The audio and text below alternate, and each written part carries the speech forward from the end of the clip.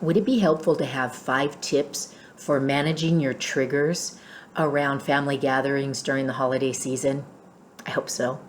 If this is your first time seeing me, I'm Elle Graniel, and for nearly 30 years, I've been a mental wellness mentor, teaching people how to learn to have their thoughts work for instead of against them, like this. Okay, so before we begin with the 1, 2, 3 tips, there's this big umbrella. This is your first step. Make a list, write it down, get it out of your head of the triggers, the things that come up when you're at family gatherings. Write down the triggers, write down your role in them, how they trigger you, what happened that you allow that to continue to trigger you. And when I say allow, I don't mean it, like it's your fault, but I do mean it in the sense that once you are aware of the role you play in it, you can begin to start changing it. Okay, so write down your triggers. This is where the whole thing starts. Get out a piece of paper and then write out your role in them. Okay, and that's going to be helpful a little bit later. All right, number 1, avoid the situation. Okay, I know it's the holidays and it's family, so maybe you can't not go. You can't avoid the situation. However, if you can, do. Just because it's family doesn't mean that you have to be there. Okay, now if you can't, going back to setting up that time, having space for you, because you've taken the time to want to make this different. Okay, so if you can't avoid it, and tip number 1 is as soon as you arrive, tell them when you have to leave. Okay, however much time you think that might be.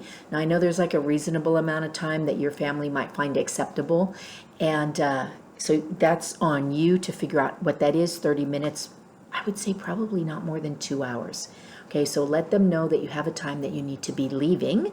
That way, no matter what moaning and groaning goes on, you have already said it. It's not like you're making it up, especially if you're not good at lying. Make sure you have something set up. Don't just say that you are. I hope you're not good at lying, but you know what I mean. Okay, step number 2, or tip number 2, avoid the alcohol. I know this is easier said than done because alcohol helps soften the blow, right? It helps the triggers not be so much of a dagger.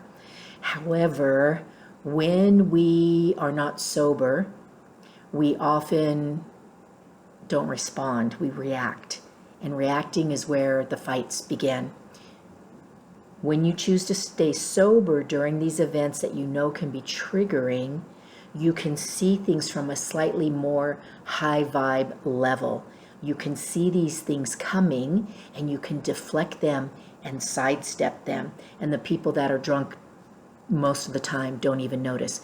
Now, if they do happen to kind of box you in, then you take a breath and you remember that you want to respond and not to react. And this is the time when you bring up some boundaries. And this is something good to practice with a friend before you go. So practice saying those things. No, I don't want to have this conversation with you because it always leads to a fight, and I didn't come here to fight. And then excuse yourself. Practice different way. If you need help with this, make time with me. I'd love to give you a handful of ways to set some boundaries around difficult family members. Okay, tip number 3. Prepare for the environment. So a lot of times triggers come because we get overstimulated. So accommodate for yourself. This is self-care. If you know the situation and what you're going into, if it's too cold, if it's too hot, if it's too loud, if the chairs are too uncomfortable, these are all things that you can prepare for in advance by bringing the proper jackets, or I bring a little pillow cushion with me often where I go, and I joke that I have a princess butt, and people give me a bad time about it, but I don't care, because when I'm uncomfortable and I'm shifting, then people are like, what's wrong with you? I'm like, nothing, because I know I look a certain way. Okay, so accommodate for yourself. There's nothing wrong with that.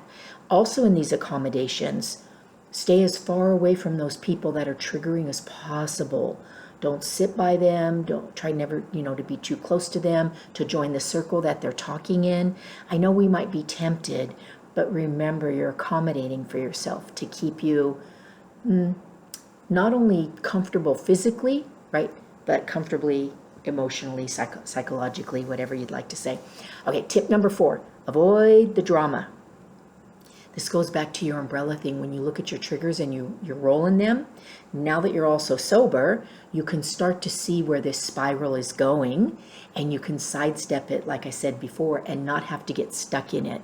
Okay, so you can avoid the drama by realizing that you have a role in keeping it alive. You can suck the life out of that trigger. You can suck the life out of that drama by not going there, telling yourself, I'm not going there. You can even tell the other person, look, I'm not going there anymore.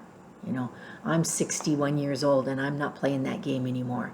And you turn your back and walk away. Now, I know if they might follow you or yell or whatever the chance might be, that leads us into tip number 5, have a lifeline. So you can go into the bathroom, you text your friend, and they'll give it a few minutes and they'll text you. Probably they're going to remind you of that thing that you set up earlier, but now you have a reason to leave. Your friend is saying, I need you. You can let people know, I just got a text from so-and-so, there's something, and so you just get out of there. You don't have to defend yourself, especially with somebody who's drunk or, anyhow, you just don't have to be in that battle anymore. You don't owe your family a battle at all. You owe yourself some time to spend with family members and loved ones during the holiday season. So set up times with friends you enjoy. Set up time with those family members that you enjoy one-on-one. This is going to fill up your calendar in a good way, making it easier to say no to gatherings that you don't want to be a part of. Okay, I hope you wrote some of those down. I will put them in the description below, and I'd really love it if you got a hold of me so that I can show you a lot of different ways that are sculpted just towards the words, or tilted a bit to favor the way your family is and the way they think and the way they talk and the way they act. Okay, so do that. It would make me happy. It's my gift to you. It lights me up. My calendar is below. Please remember to follow me here as well as on my Substack and Instagram too. Okay, so until I see you again, stay happy, healthy, and harmonious, my friends.